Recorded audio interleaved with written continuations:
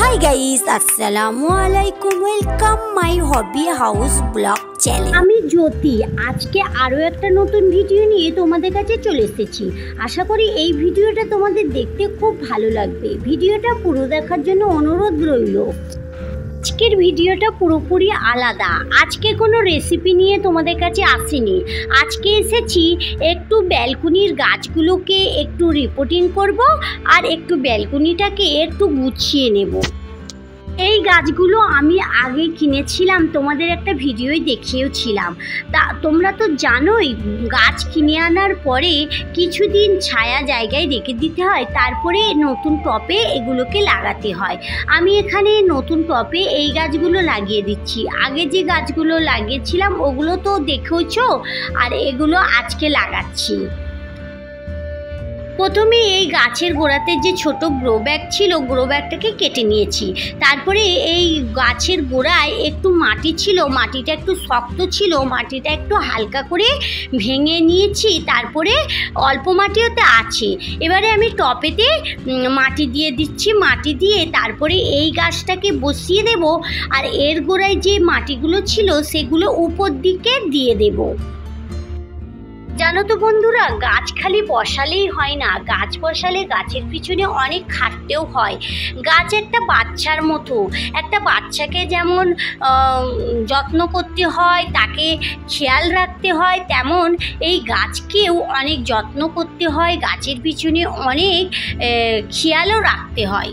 কোন গাছের ডাল শুকিয়ে গেছে, কোন গাছের পাতা হলুদ হয়ে গেছে, এবং কোন গাছের গোড়ার মাটি শক্ত হয়ে গেছে, এগুলো সব কিছুই কিন্তু লক্ষ্য করতে হবে। তবেই তো সতেজ সবুজ ভালো গাছ পাওয়া যাবে। জানো তো বন্ধুরা, যারা গাছ ভালোবাসো তারা কিন্তু হয়তো ভাবছো যে গাছ বসাবে, কিন্তু গাছ বসাবার জায়গা পাচ্ছ না। ছোট্ট একটা টবে একটা যে কোনো গাছ, চাইলে নয়নতারা, চাইলে পত্তলিকা, আর নাহলে অ্যালোভেরা, যে কোনো গাছ তোমরা কিন্তু লাগাতে পারো। তো বন্ধুরা, যদি নিজে হাতে গাছ লাগানো হয় আর সেই গাছ থেকে একটা নতুন পাতা গজায়, তাহলে তুমি যে কত আনন্দ পাবে সে তুমি নিজেই বুঝতে পারবে। তখন তোমার মনে হবে যে আর একটা গাছ বসায়। এই করতে করতে তোমার কিন্তু ব্যালকনি বা ছাদ পুরো ভরে যাবে। কিন্তু বহু দিন ধরেই গাছ বসাই, আজকে নতুন না। আমার কিন্তু অনেকগুলোই গাছ আছে। একদিন তোমাদেরকে আমার পুরো ছাদ বাগানটা দেখিয়ে দেব।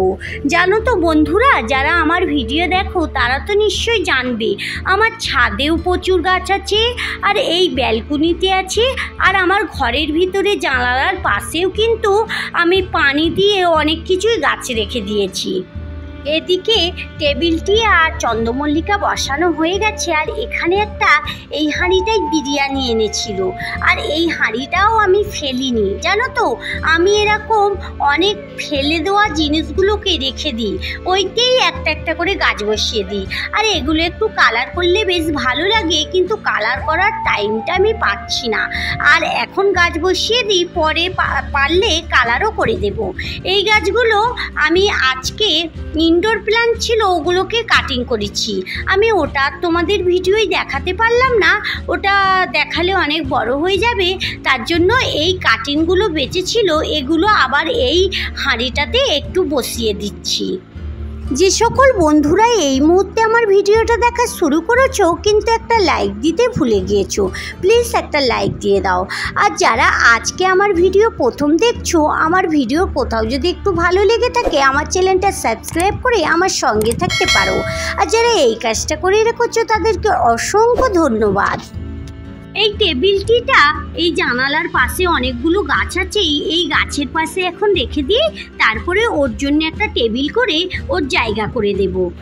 গাছটা এখানেই রেখে দিলাম, আর চন্দ্রমল্লিকাটা ওটা এখন কিছুদিন ব্যালকনির স্থানেতেই রেখে দেব। তারপরে ওটা 2-4 দিন পর ওটা ছাদ বাগানেই তুলে দেব, কারণ ওটা চন্দ্রমল্লিকা, ওটা রোদের প্রয়োজন। ওতে তো আমার ব্যালকনিতে রোদ আসে না, তাই ওটাতে ফুল ফুটবে না।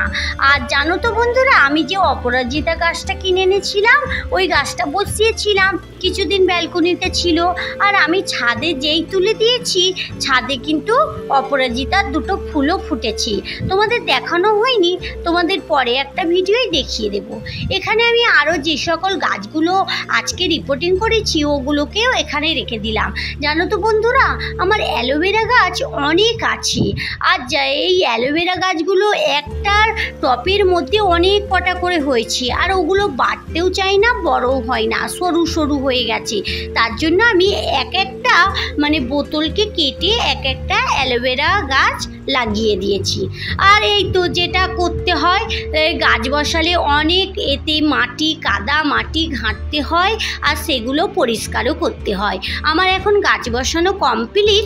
এবারে এই মাটিগুলোকে আমি কিন্তু ফেলবো না বন্ধু, আমার মাটির খুবই অসুবিধে। আমি তার জন্য একটুও মাটি ফেলি না, আমি ঝাড় দিয়ে যতটুকু মাটি হয় সব মাটি রেখে দিই। তাহলে বন্ধুরা আজকের মতো ভিডিও এই পর্যন্তই। দেখা হচ্ছে নতুন কোনো ভিডিওর সঙ্গে। ভালো থেকো, সুস্থ থেকো, সাবধানে থেকো। ভালো লাগলে লাইক কমেন্ট শেয়ার করো। যারা এতক্ষণ আমার সঙ্গে থাকলে, আমার ভিডিওর কোথাও যদি একটু ভালো লেগে থাকে, আমার চ্যানেলটা সাবস্ক্রাইব করে আমার সঙ্গে থাকতে পারো। Thank you.